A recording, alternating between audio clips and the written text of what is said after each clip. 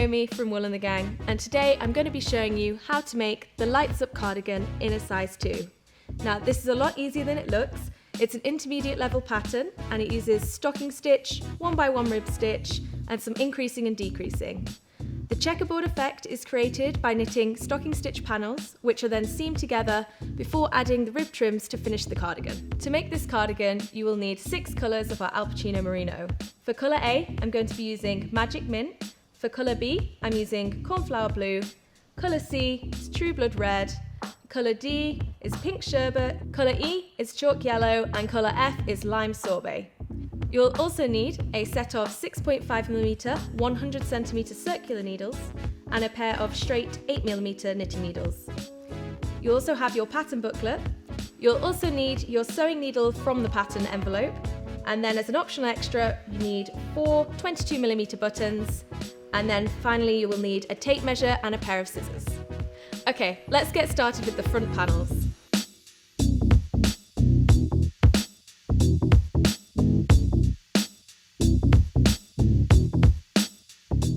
The front is made up of 4 panels. There are 2 in each half. Panels 1 and 4 are made of stocking stitch throughout, and panels 2 and 3 have some shaping around the front neck edge. So first I'm going to make panel 1. For this panel you'll need your 8mm knitting needles and colour A, which is Magic Mint. So we're going to use the cable cast on, but to start we need to make a slip knot. So you want to wrap the yarn into a loop and then pull the longer end through the loop and pull the shorter end tighten. And then you can pop this onto one of your knitting needles and then pull the end to tighten it. But you don't want to have it too tight, it should still be able to move up and down your needle. And then we're ready to start casting on. So to cast on your stitches, you want to insert your right needle into that first stitch, then wrap the yarn around and scoop the right needle forward to create the new stitch. Pop that new stitch onto your left needle and then pull it to tighten. So your next stitch you want to go between these 2 loops, wrap the yarn around and scoop the right needle forward and pop the new stitch onto the needle. So we're going to carry on like this until you have 20 stitches on your needles. So for a cardigan you might be used to starting with your rib edge, but for this cardigan we start with the stocking stitch panels and then the rib trims are added on later. So once you have your 20 stitches cast on, you're ready to work the first row in stocking stitch. So the first row is going to be a knit row. So to start your knit row, you want to insert that right needle into that first stitch, wrap the yarn around and scoop the needle forward. And then we're just going to carry on knitting all of the stitches on this row. Once you've finished your knit row, you simply swap your needles over. So you have your knitting on your left needle. You're ready to start your purl row. So to start purling, you want to insert your right needle into the first stitch from left to right. And then this time we're scooping the yarn around in front. And then you push that right needle back to complete the stitch. So that's going in from the opposite direction to the knit stitch, then wrapping the yarn and scooping backwards. So we're going to purl all of the stitches until we get to the end of the row. So once you come to the end of your purl row, you're ready to start working your next knit row. So you need to work a total of 12 rows, so that's a further 10 rows in colour A before we get to our first colour change. Now my 12 rows are complete, we're going to cut the yarn and we're ready to work our first colour change. So it's best to leave about a 15cm tail so that you've got a decent length to weave in later. So before I can start knitting, I'm going to tie colour B onto my colour A tail. So you want to tie this nice and close to the last stitch. This just makes it easier to start working with your new colour and your yarns are less likely to unravel. So once that's tied on, we can start knitting.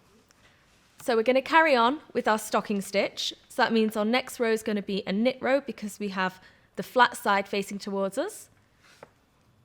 So you want to insert your needle into that first stitch and then taking up your colour B, you want to wrap the yarn around the needle and scoop it forward and then just continue knitting to the end of the row. So that's our first row of colour B done. So we're going to continue to do 23 rows in stocking stitch in colour B, and then change to colour C using the same method of tying on the new yarn. And then you're going to work another 23 rows in colour C and 23 rows in colour D. So once you've finished your 23rd row of colour D, you're ready to cast off. So the last row was a knit row, so on this panel we're going to cast off purlwise. So you want to purl your first 2 stitches,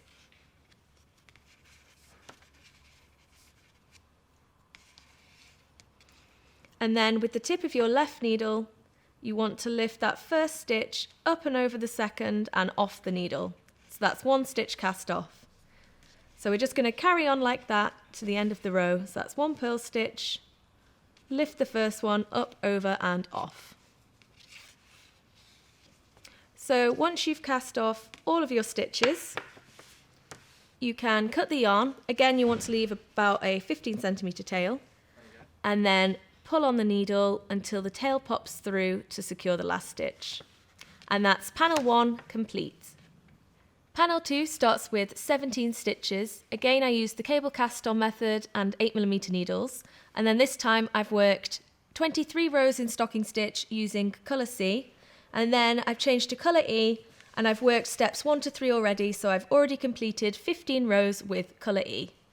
So now we're set up to work our first decrease row. At the beginning of this row, I'm going to work a left-leaning decrease. So I'm going to insert the right needle into the first stitch and slip it to the right needle. And then I'm going to insert that needle into the next stitch as well, so I have 2 stitches on my right needle. Then I'm going to insert my left needle back through those 2 stitches, wrap the yarn around the needle, and then complete the knit stitch. So we've decreased from 2 stitches down to 1 stitch. And then we're just going to knit to the end of the row. So after this knit row, I'm going to continue in stocking stitch for 3 more rows. So that's a purl row, a knit row, and then another purl row. And then after that, we'll work another decrease row. So I've just finished my 3 rows in stocking stitch, and now I'm going to repeat those 4 rows again. So that's another left-leaning decrease, followed by 3 rows of stocking stitch.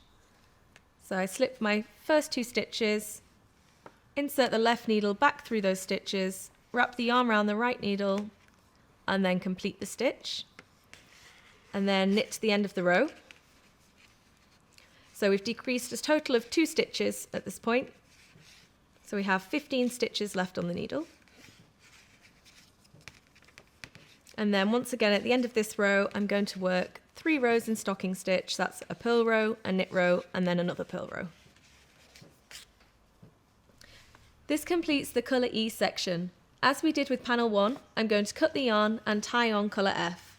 So I'm going to leave a 15 centimetre tail, and then take my colour F and tie it onto that yarn tail as close to the knitting as possible.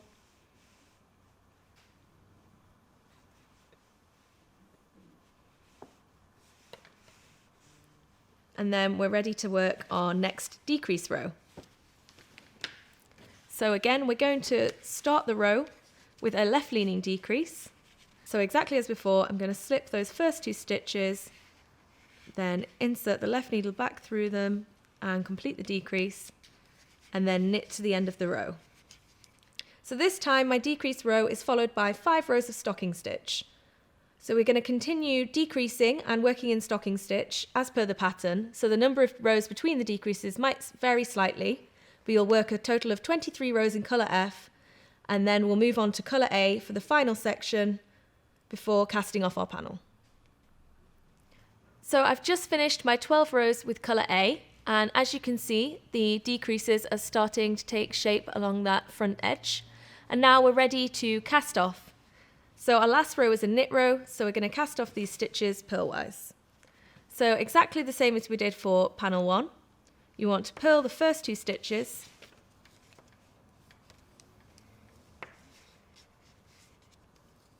and then lift that first stitch up, over and off the needle, and then purl the next stitch and lift the first one over again. So we're going to cast off all 8 stitches on this row. And then once you've cast off your last stitch, you want to cut the yarn, leaving a tail, and then pull on that needle until the end pops through to secure the last stitch. So that's panel 2 complete. Panel 3 is worked similarly to panel 2, but the shaping is at the opposite end of the row, and we're going to be using right-leaning decreases instead of left-leaning. So I've worked up to step 5, ready to work the first decrease. So for this decrease row, you want to knit until you have 2 stitches left. And then when you get to those last 2 stitches, you're going to make a right-leaning decrease. So to do that, you want to insert the needle through both of the stitches at the same time, then wrap the yarn around the right needle and complete as a normal knit stitch. So we've decreased 1 stitch. So this time we're going to work 3 rows in stocking stitch, starting with a purl row, and then you want to continue following the decreases and stocking stitch sequence with the colour changes as per the pattern. And then you'll be casting off your remaining 8 stitches purlwise in the same way as you did for panel 2. Panel 4 is worked in stocking stitch throughout, just like panel 1, but with the colour changes in a slightly different place and different colours used. So follow your pattern for the specific changes. Exactly the same as panel 1, this is cast off on a purl row. Your 4 front panels should look something like this when they're finished. So you can see the shaping up the 2 centre ones, which will form the front opening. The back is made up of 4 panels. Panels 5 and 8 are the same as panels 1 and 4 on the front, and then the 2 centre panels are 6 and 7. These have the same colour changes as panels 2 and 3 on the front, but they have different shaping for the back neck.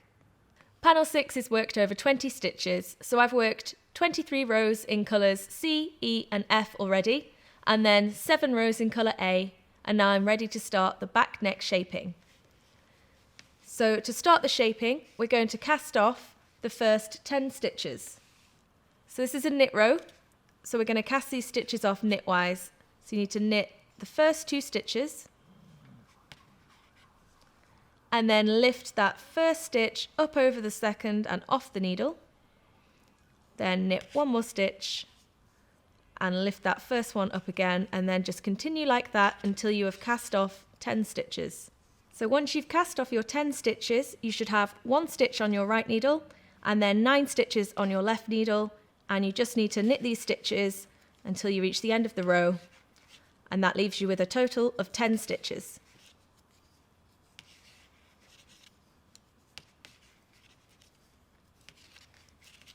For the next row, I'm just going to purl these 10 stitches. So there's no decreases worked on this row. And then the next row is another knit row, but this time we're going to work a decrease at the beginning of the row. So this is the same as the decrease we used on the front piece. You're going to do a left leaning decrease. So that's slip the first 2 stitches, insert the left needle through them, and then complete the stitch, and then knit to the end of the row. So at this point we have 9 stitches. And now I'm just going to repeat those 2 rows once more. So this leaves you with 8 stitches, and that completes panel 6. So all that's left to do is cast off purlwise. And then exactly as we did before, you want to cut the yarn leaving a tail, and then pull on the needle until the end pops through. And that completes panel 6. Panel 7 has the same colour changes as panel 3, but is worked over 20 stitches. I've worked the first 12 rows in colour E, then 23 rows in colour A, and 23 rows in colour C already, and then 19 rows in colour E. So we're ready to start shaping our back neck here. So for this piece, we're going to cast off the first 10 stitches purlwise. So as with the last panel, when you've cast off your 10 stitches, you should have 1 stitch on the right needle and 9 remaining stitches on the left. And you're just going to purl all of these stitches to the end of the row. This time I'm going to be working my decrease at the end of the row rather than the beginning, so it matches up with the cast off edge. So I'm going to knit until I have 2 stitches left of this row. And this time we're doing a right leaning decrease. So when you have 2 stitches left, you want to insert the needle through both of those stitches at the same time, and then wrap the yarn around the needle and complete as a normal knit stitch. And then the next row is just a purl row, so you're going to purl all 9 stitches.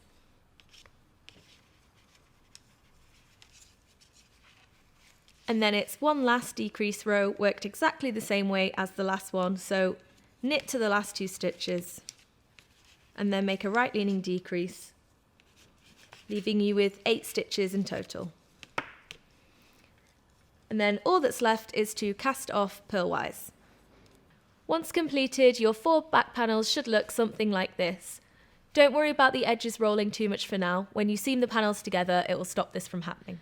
So now let's move on to the sleeves. Each sleeve is made up of 2 panels, and the left and right sleeves are worked exactly the same. And once you finish, we'll add the rib trims. Both of the sleeve panels are made in the same way, but with the increases at opposite ends of the row. For both panels, you need to start by casting on 16 stitches and working 2 rows in stocking stitch. I'm working panel 9, so I've started with colour E. Then the next step is to work your first increase row. This is the right side of the sleeve, so the increase is going to be at the beginning of the row. So you need to start by knitting the first stitch, and then you will work your next increase between the 2 stitches. So insert your left needle under the horizontal bar between your first stitch and your next stitch, and then you need to insert the right needle into that loop from the opposite direction to the left needle, crossing behind the left needle, then wrap the yarn and complete the stitch.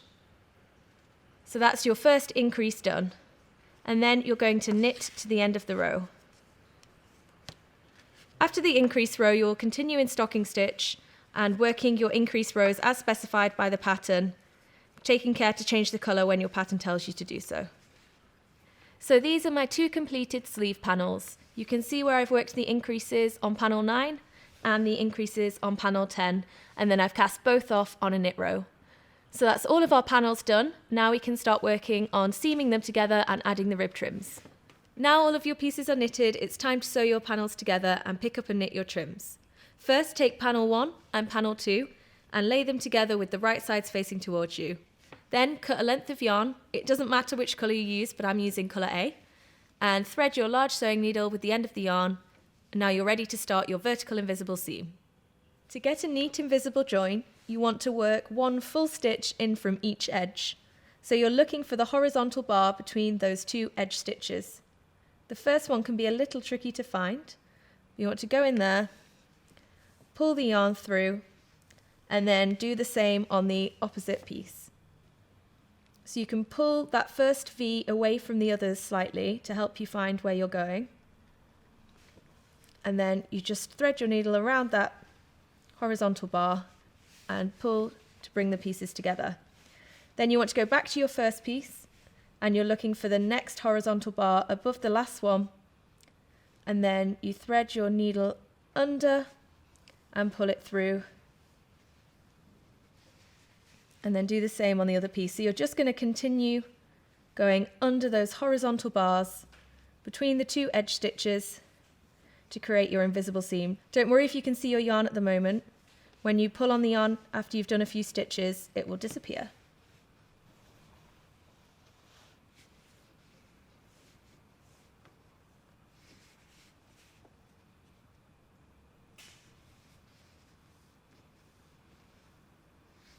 So after you've done a few stitches, you should start to see a little ladder of stitches forming. Then if you pull on both ends, it'll disappear, so you have an invisible join. So now panels 1 and 2 are joined together. You need to join 3 and 4, and then 5, 6, 7 and 8, and then the sleeve seams up the centre of the sleeves.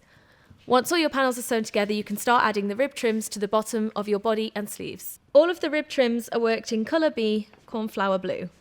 So first I'm going to add a rib trim to the cast on edge of panels 1 and 2.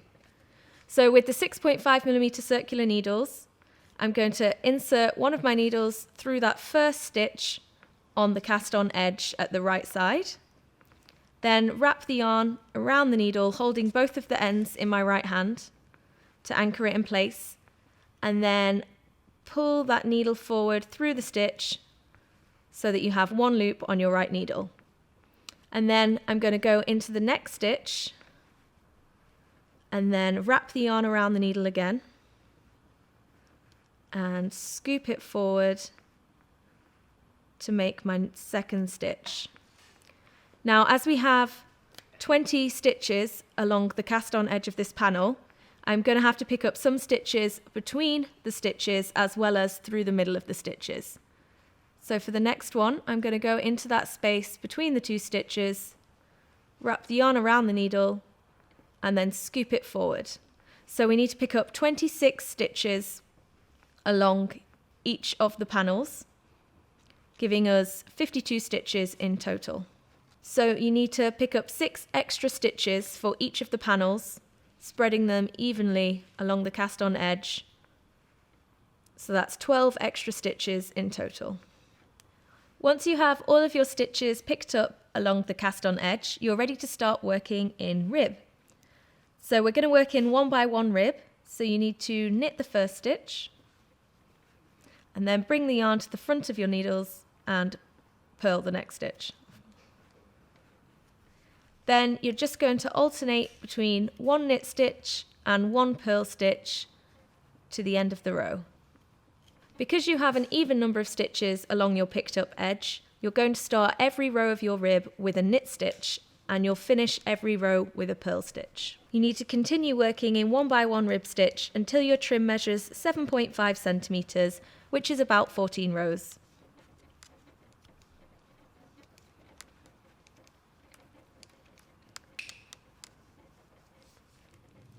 Once you reach the end of your first row, you simply swap your needles over like you would with straight needles, and you're ready to work your second row of rib. Once all your rows are complete, the trim can be cast off in rib stitch.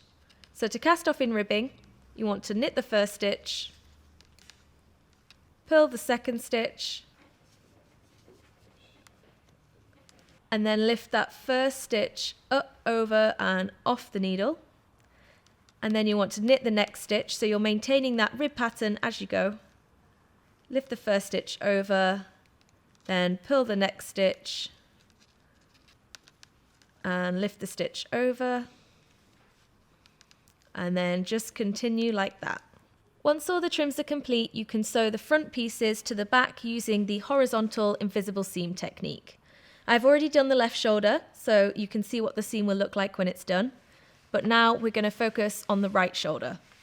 So you want to lay your pieces together with the right sides facing up, and then take a piece of your yarn and thread your sewing needle. Again, I'm using colour A, but you can use whichever colours you want.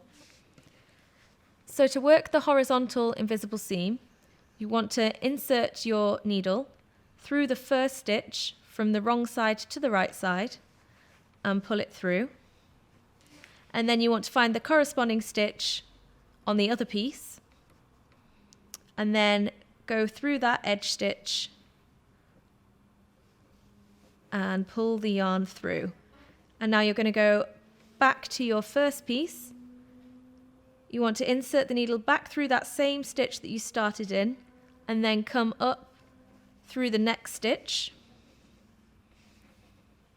And then on the back piece, you're going into that same spot that the yarn's coming out and around the 2 strands of the V and back out the next stitch. So we're just going to continue like that for a few more stitches.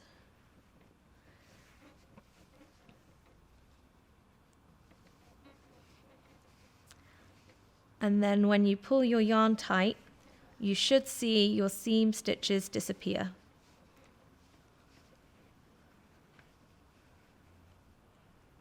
For a really nice neat join. So you want to continue like that until you've joined your shoulder seam. So now you're ready to work the front neck trim. This trim starts at the bottom edge of the right front, goes all the way up around the back and back down the front, finishing at the rib. You need to pick up a total of 248 or 256 stitches depending on which size you're making. To space these out evenly, you need to pick up 108 or whichever number your pattern specifies for your size along the front edge, then 32 around the back edge, and then another 108 down the left front, finishing right down here. To pick up your first stitch, you want to start at the cast off edge of the rib trim on the right front. So you're going to insert your needle between the edge stitch and the next stitch in. and then wrap your yarn around the needle, holding both ends together before scooping the needle forward to make your first stitch. So then we're going to go into the space between the next stitch and the edge stitch and pull through the yarn again. So you're going into each of the stitches along your rib edge. Now we're picking up more stitches along the front edge of the cardigan than we have rows. So for some of the stitches, we're going to have to pick up more than one stitch into the edge stitch. So once we get to the stocking stitch section, I will show you how to do that. But for the rib section, you don't need to pick up multiple stitches. So once you reach the stocking stitch section, you want to continue picking up the stitches in the same way as before. So you're going between that edge stitch and the next stitch in and wrapping the yarn and pulling it through. But for some of these stitches, you will need to pick up more than once into the stitch to create those extra stitches for the rib. To do this, you go into the stitch, wrap the yarn round and complete, but then you want to go back into the same stitch, wrap the yarn again and pull through another loop. So this will look like one stitch and one yarn over on your needle. Don't worry, we will work those stitches on the next row so that you don't have any holes forming in your rib. So you just want to continue picking up your stitches like this until you reach the back neck, and then you'll pick up stitches along the cast off edge as we did for the rib trims. For the rib trim, you want to slip the first stitch of every row knitwise and then start with a purl stitch, working one by one rib stitch. Once you reach one of the stitches where we've picked up the yarn twice, you want to work the first of those stitches in rib as normal. And then when it comes to the second loop, you want to work into the back of the stitch to prevent any holes from forming. And then we've reached another double stitch, so you work the first stitch continuing in the one by one rib stitch, then the second one through the back of the stitch like that. Then you want to continue in one by one rib to the end of the row. You need to work a total of 4 rows in one by one rib stitch, and then you're ready to work your buttonhole rows. So I've slipped the first stitch of my row again knitwise and then worked a further 191 stitches in rib to set myself up in the right position for the first buttonhole. So to work the first buttonhole, I'm going to cast off 2 stitches in rib pattern. So that's a knit stitch, then a purl stitch, and lift that first stitch up and over the second, then knit the next stitch and lift that second stitch up and over. And then I'm going to work a further 13 stitches in one by one rib. So I have a total of 14 stitches after the buttonhole, and then I will work my next buttonhole. So you want to work all of your buttonholes in the same way by casting off 2 stitches with 14 stitches between them until you have 4 buttonholes in total, and then you can work to the end of the row in rib. So now we've created the openings. On the next row, we're going to cast on stitches in those gaps to finish off the buttonholes. So once again, we slip that first stitch knitwise, then starting with a purl stitch, work in one by one rib up to the first opening.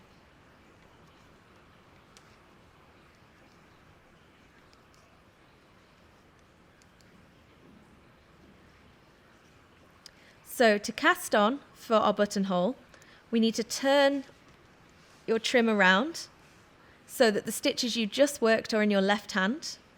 And then we're going to use the cable cast on technique to cast on 2 stitches in this space.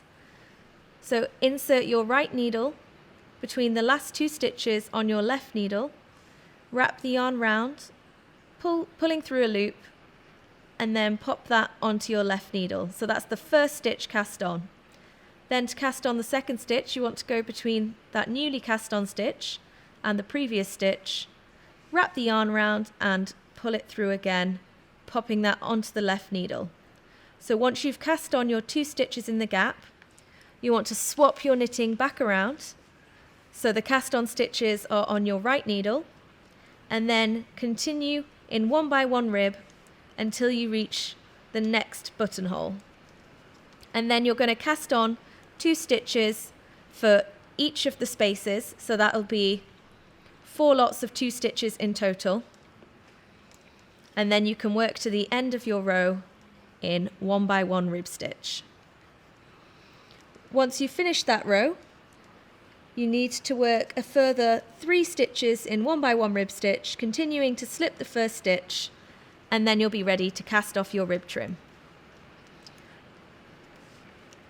So to cast off, you're going to use 1 by 1 rib again and cast off exactly the same way as you did for the rib trim on your front piece. So your finished trim should look something like this, with your 4 buttonholes running along the right front. Your buttonholes will sit over the other side like this, and we will sew the buttons onto the left front later. For now, we're ready to sew on our sleeves. With the right side of your sleeve and your body piece facing up, you want to line up the centre of the cast off edge of the sleeve with the shoulder seam. Then take your tape measure and measure 20.5 centimetres down from the shoulder seam along the back and the front pieces. It's a different measurement for the different sizes, so you need to check your pattern. Then using a small scrap piece of yarn and your sewing needle, you want to place a little marker on that stitch. So you simply thread your sewing needle with a scrap piece and then thread it through the stitch. These markers are just going to show you where the sleeve will finish and end on your body piece. So now we've placed our markers, we're ready to start seaming.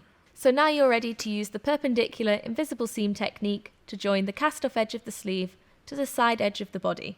To start, you want to thread your needle with a piece of yarn, it doesn't matter which colour you use, then thread it through the first stitch on the sleeve cast off edge from the wrong side to the right side, leaving a tail, and then starting at the marker, you want to identify that first horizontal bar between the edge stitch and the next stitch in, and thread your needle under that stitch and pull it through. Once you've pulled the yarn through that stitch, you want to go back into that first stitch on your sleeve and then up through the next stitch. And then we're looking for the next horizontal bar on the body piece. So you're just going to go under that and pull the yarn through.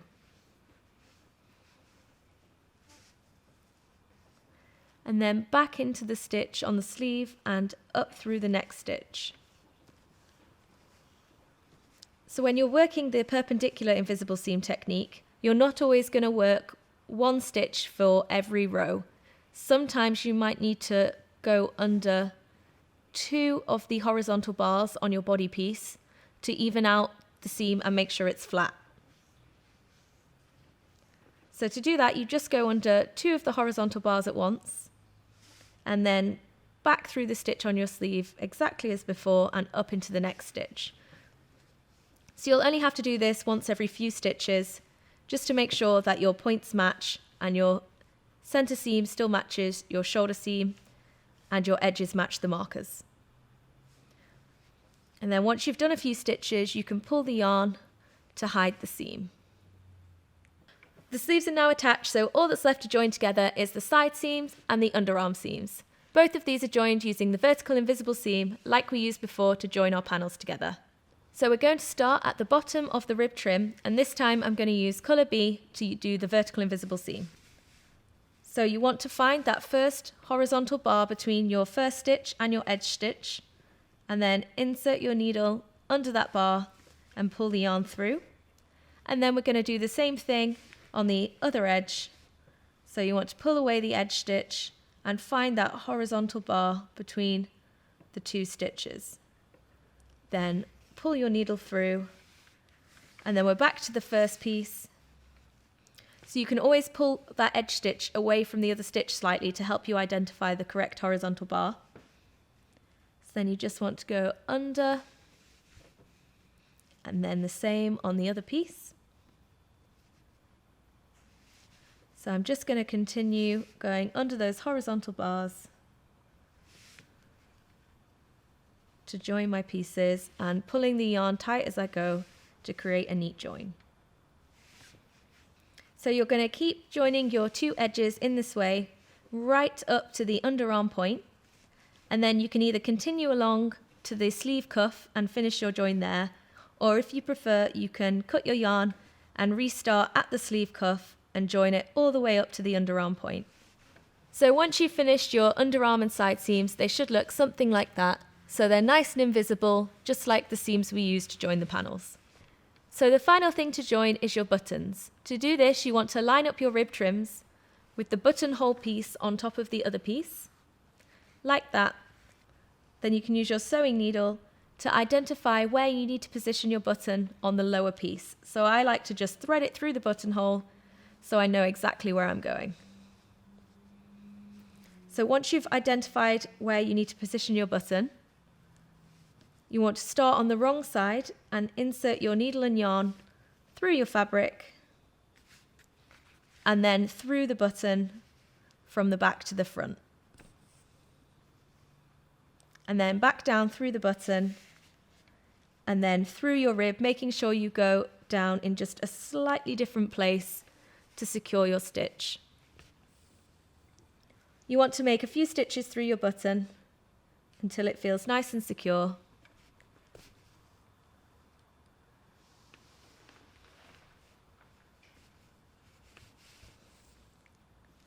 And then you can tie your ends together on the wrong side to make sure that the button doesn't come loose.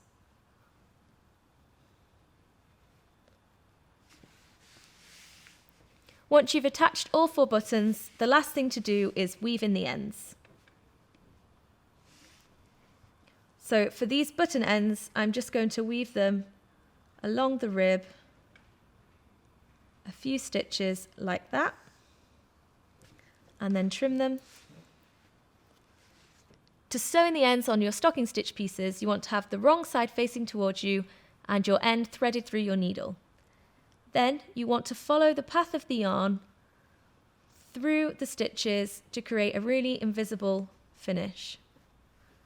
So you want to go under the yarn bumps, following the path of the yarn back through the original yarn bump, and then up through the next one, and then around. You want to go for at least a couple of stitches until you've got a nice amount woven in, so that you can make sure your ends stay hidden and don't come loose. And then once you've woven it in for a few stitches, you can cut the end.